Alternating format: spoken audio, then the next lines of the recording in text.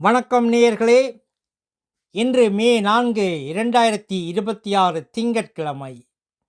Norway Tamil முற்றச் செய்திகளுடன் கதிர். முதலில் தலைப்புச் செய்திகள். பழுப்பு நீர் எச்சரிக்கை. ஸ்வீடன் முன்னிலையில். வட்டி உயர்வு வேண்டாம். இனி விரிவான செய்திகள். பழுப்பு நீர் எச்சரிக்கை. ஒஸ்லோவில் செவ்வாய் முதல் வெள்ளி வரை 133,000 பேருக்கு குழாய் நீர் பழுப்பு நிறமாக மாறலாம்.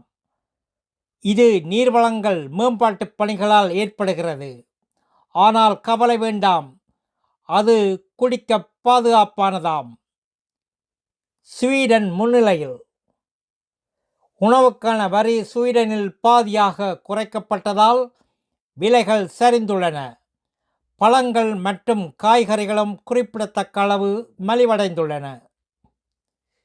வட்டி உயர்வு வேண்டாம்.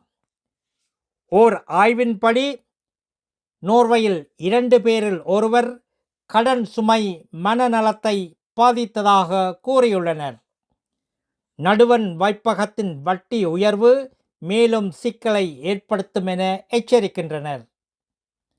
நல்லது நேயர்களே, மேலும் செய்திகளுக்கு நோர்வே தமிழ் முகநூல் பக்கத்தையும் இணையதளத்தையும் பாருங்கள். உலகெங்கிலும் தமிழ், நம் உணர்வெங்கிலும் தமிழ்.